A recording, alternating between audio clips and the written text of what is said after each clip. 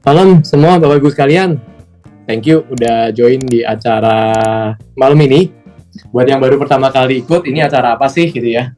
Jadi ini acara yang judulnya, kalau disingkat ECT, nggak cuman tahu ya. Kenapa? Ya supaya kita nggak cuman tahu aja. Nanti tetap ada tempe-tempe juga ya, kita cari lauk lain ya. Dan ini event reguler kita sebulan sekali, dan ini kita juga sambil nunggu teman-teman lain yang agak telat untuk join ya. Tapi bagi yang sudah join dari awal, thank you udah ikutan, dan harapannya kita di sini bisa belajar bareng dari dua narasumber yang gokil ini ya. Dan kalau di acara ECT, kita di sini tuh meyakini ya kalau topik-topik yang akan kita bahas di sini tuh bukan topik yang baru lah. Bahkan topik-topik yang kita mungkin semua sudah tahu. Tapi yang jadi masalah, seringnya kita udah tahu, tapi kita nggak benar-benar ngelakuin. Nah, harapannya dari acara kayak gini, kita bisa refresh lagi, dan juga kita bisa, setelah acara ini, kita bisa lebih clear untuk saya mau apa habis ini, ya. Walaupun topiknya, kita bicaranya, ya ini topik yang mungkin jadi makanan sehari-hari entrepreneur ya. Enakan kita mau scaling itu kemana dulu gitu. Nah, hari ini sengaja karena topiknya mau bicara tentang ini, mending mau scaling mindset dulu atau scaling bisnis dulu. Dan kebetulan aku bisa ngajak dua temenku di sini, ada Ardi dan Airin. Ya, halo Di, halo Rin. Halo. Nyapa dulu ke teman-teman. Halo malam semua. Halo. Thank you ya untuk sharing di sesi hari ini ya. Nah, kalau jadi entrepreneur, biasanya tujuan utamanya salah satunya ya, walaupun kita punya misi mulia, punya goal lain-lain, ya pastinya juga ujung-ujungnya ini bisa ada value ekonominya apa enggak. Ya itu bahasa halusnya. Bahasa terang-terangnya ini cuan apa enggak gitu lah ya.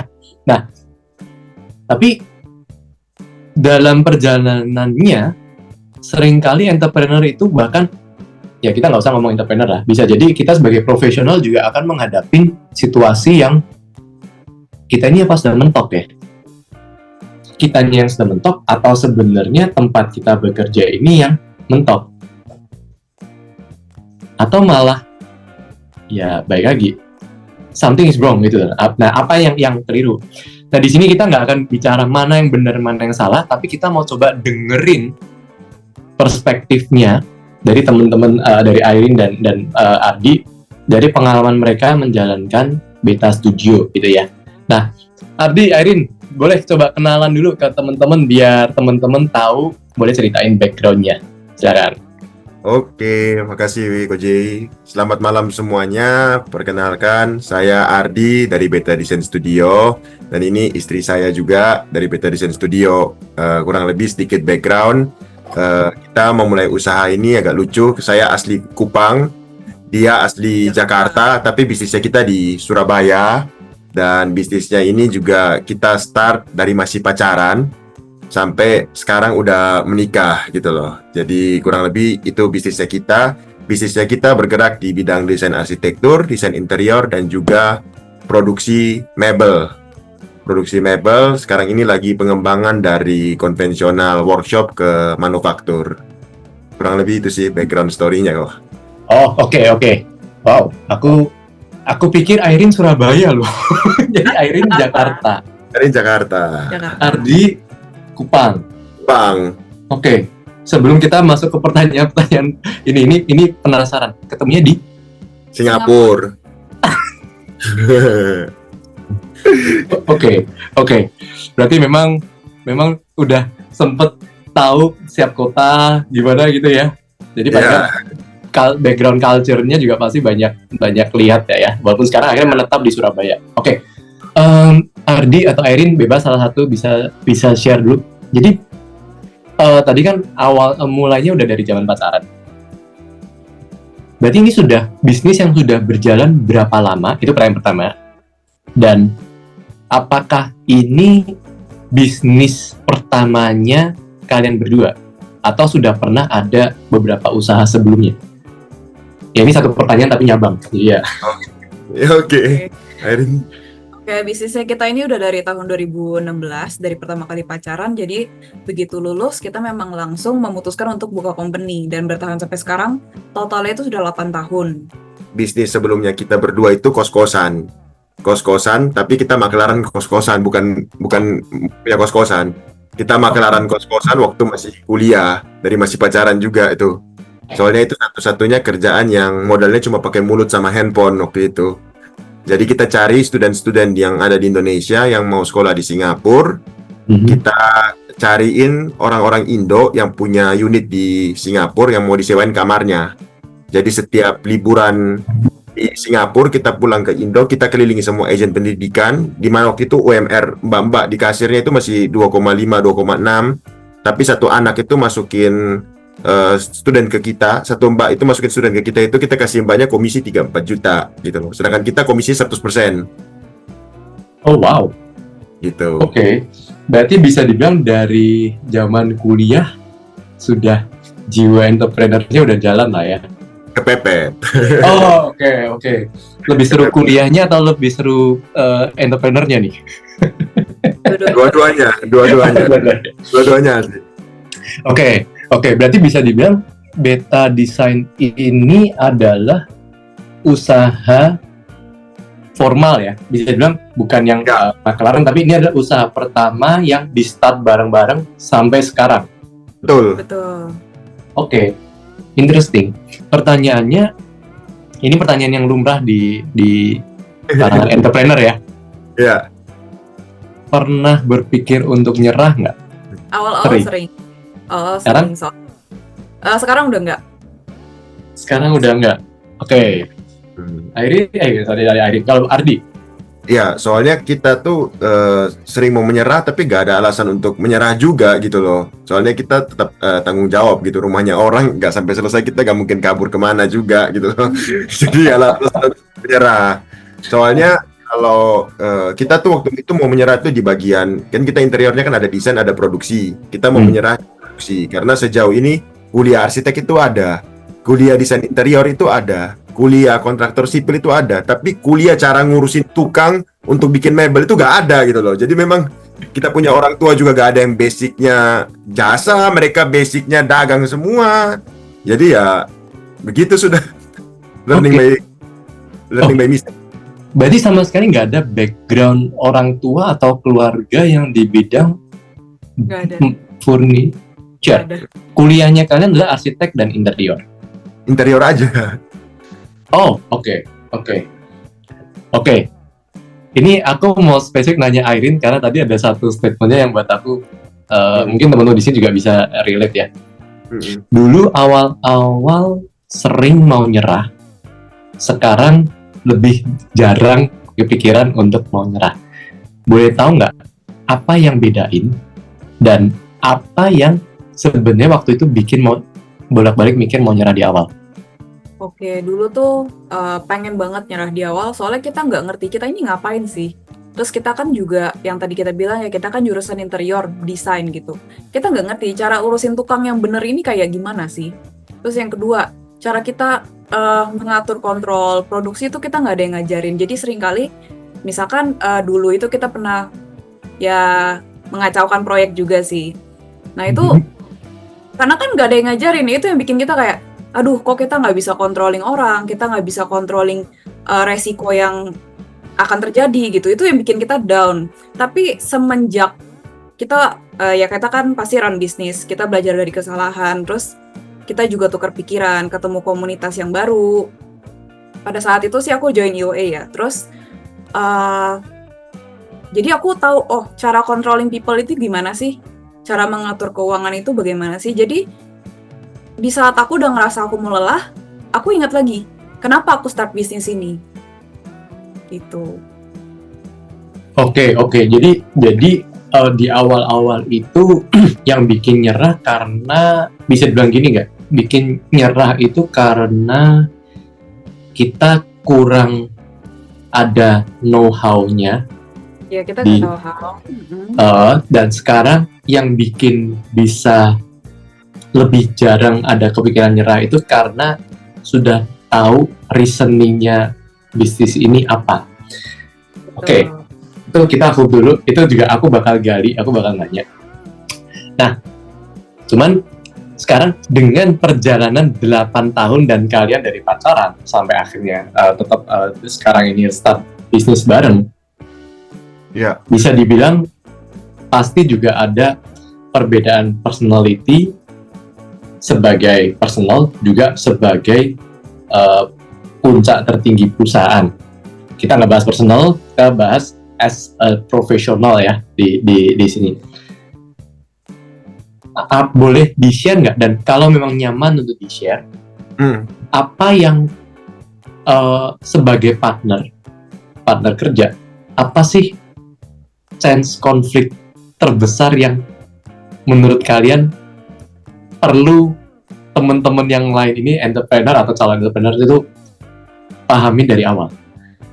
Oke, kita dari awal itu memang nggak mengerti ya pembagian struktur perusahaan yang jelas seperti apa gitu-gitu. Kita memang nggak tahu pembagiannya semua, tapi ternyata dari awal itu kita punya pembagian sudah benar dari awal. Jadi kalau dulu secara simpel karena kita jadi kan kita tuh konsultan dulu nih, konsultan desainer dulu sebelum punya workshop. Jadi di awal sebatas kita itu mungkin divisinya berbeda, tapi tujuannya kita sama. Tujuannya kita sama-sama majukan perusahaan, sama-sama gak mau pulang kampung. Gengsi terlalu tinggi, jadi gak mau macam-macam. Oke, ini paling ini under story juga kan. Memang ada motivasi untuk self ini ya, untuk menunjukkan diri ya. Bisa bilang gitu nggak? Iya, gengsi lebih besar dari otot sudah itu waktu itu. Jadi memang aku malu sekali ini sudah anak dari Kupang, sekolah jauh-jauh ke luar negeri, baru pulang di nangis lagi, bikin malu satu kota Kupang gitu loh. Jadi jangan pulang. Terus pembagian jobnya dulu simple. Ya sebagai desainer interior, ya udah nanti kalau desainnya ke cewek-cewekan itu dia yang decision maker. Kalau desainnya maco itu gimana aku. Terus kalau desainnya normal gak ada gendernya, desainnya kalau detail-detail banget aku, kalau simple-simple dia. Jadi memang jarang tengkar sudah. Berarti sudah ada kayak clarity of ekspektasinya ya, sudah clear ya. Oke, sebelum aku nanya lagi, teman-teman, kalau menurut aku ya, kalau teman-teman nggak nanya, kayaknya bakal rugi deh. Ini berasa kan, ini diskusinya ini all out, bisa diceritain ya. Nah, kalau misalnya gitu, sekarang dengan perjalanan 8 tahunnya ya, ya, bisa dibilang ya definisi sukses kan macam-macam, beda setiap orang. Tapi pastinya kalian sudah melewati fase starting running bisnisnya, fase untuk mau ngebut tapi kepentok, bahkan mungkin juga di fase yang lagi terbang bisa jadi ya, scaling. Balik ke topik kita hari ini, kalau misalnya kita bicara scaling, bagi seorang Irene dan bagi seorang Ardi, kalian tuh lebih, kalau diperbolehkan milih, kalian lebih milih untuk scaling mindset dulu dari awal atau scaling bisnis dulu dari awal? Kalian? Oke, dari aku duluan ya. Yes, boleh. Kalau yang pengalamannya kita waktu pilih business first or mindset first, kalau di awal itu kita hanya bisa being greedy, being foolish saja. Semua ditabrak gas, rakus aja, egois, gak apa-apa. Yang penting dapat uang dulu, bisa hidup, bisa bernafas gitu loh. Terus tapi kalau hanya bisnis, gak tahu cara sustainnya gimana, gak bisa grow-nya. Nah itu yang baru kita benerinnya mindset. Jadi kita bisnis dulu, nanti bisnis jalan. Kalau mau scaling up baru atur mindset. Oke. Berarti Ardi bisnis dulu, di grow dulu, baru nanti mindset belakangan. Iya. Bisa bilang gitu ya. Mindset buat scaling up. Mindset buat scaling up, tapi bisnis itu paling nggak buat jalan dulu dan survive dulu. Iya. Oke. Irene ada pendapat yang beda atau sama? Awalnya aku sempat mikir, rasanya mindset dulu deh. Soalnya aku harus membentuk nih mindset aku sebagai leader harus seperti apa supaya cara memperbesar timku, terus mengatur keuangan. Tapi kalau dipikir lagi, based on pengalamannya kita, sebenarnya tuh sudah sih business first ya, karena yang tadi kayak Ardi bilang, setelah kita coba jalanin, kita eksekusi, terus kita baru tahu nih, ternyata terjadi kendala apa. Karena kan progresnya setiap orang ini berbeda ya. Maksudnya mungkin ada yang cara tahap dari 0 ke 100 itu ada yang gampang, tapi belum tentu sama untuk di setiap orang. Jadi kalau ditanya yang mana, aku sempat pikir dulu itu mindset dulu, tapi setelah aku jalanin bisnis dulu sih. Karena kita kalau nggak jalanin, kita nggak akan tahu nih ke depannya nih cara ngaturnya gimana. Oke. Nah, kalau kalian sekarang di posisi sekarang, menurut kalian tuh apa critical point-nya yang paling beda antara scaling bisnis dengan scaling mindset? Kalau scaling bisnis itu kan menurut point of view ya, scaling bisnis itu kita ngejarnya omset. Jadi kayak gimana caranya kita sales, kita naikin omset. Tapi kalau itu untuk bisnis mindset. Tapi kalau untuk setelah bisnismu sudah jalan, mindsetnya ini harus dibenerin sih. Jadi yang tadi aku bilang cara kontrol people itu kamu harus tahu kayak gimana. Apakah dia sudah dengan bisnismu yang sekarang ini, apakah tim kamu sudah at the right seat? Gitu. Apakah sudah cocok dengan scope pekerjaannya? Itu sih. Oke. Critical point itu maksudnya titik gimana kita mulai sadar ya kok ya? Ya betul. Apa yang mulai dirasa kayak kok kayaknya kok nggak pas ya kalau kita jalan sekarang ini. Dan tapi tadi yang Airin bilang saat awal-awal kan akhirnya ya udah fokusnya di omsetnya dulu kan, karena kalau nggak ada omset juga nggak akan bisa ini kan. Dan akhirnya itu yang membuat, dan mungkin kebanyakan kita ya udah omsetnya jalanin dulu. Nah, tapi apa yang memang akhirnya bikin kayak oh bentar, omset terus-terusan ini salah nih. Akhirnya harus, karena di bayangan aku switching antara kita scaling lagi scaling bisnis dengan scaling mindset itu kayaknya menurut pendapatku ya itu kendaraan yang berbeda deh. Nah, apakah kalian melihatnya begitu juga, dan apa yang bikin kalian kayak oke, kayaknya kita harus ganti kendaraan nih? Oke, kalau pertanyaannya critical point-nya, kalau bisnis soal teknikalnya itu kita belajar dari manapun, sudah kita belajar aja, mau dari ChatGPT, dari AI kita hajar aja. Tapi untuk berubah mindset di dalam perjalanan kita yang benar-benar mengubah mindsetnya kita setelah mempunyai komunitas yang tepat. Komunitas yang tepat. Mungkin kita semua di sini kalau punya coach, kita punya coach itu benar-benar kita kalau latihan boxing ada coach, betul kita punya skill boxingnya makin jago. Tapi kalau kita hanya punya coach, kita nggak punya sparring partner, kita nggak tahu kita punya level tinju ini sampai di mana. Nah, di komunitas yang kebetulan kita ikut kan ada sparring partnernya juga. Kita lihat teman-temannya kita ini kok mereka bisa scaling up, kita tambah ini mereka lebih hebat gitu. Jadi kadang-kadang nggak boleh banding-bandingin sama orang lain, tapi ada hawa-hawa yang bikin kita kerasukan juga. Oke. Tadi kita bisa dengar perspektif yang lain. Oke. Dan analoginya make sense ya. Kita bisa aja di coaching oleh satu coach, kita bisa aja ngerasa kita jago. Betul. Tapi kalau nggak ada sparring partner, kita nggak akan tahu jagonya kita sampai di mana ya. Betul.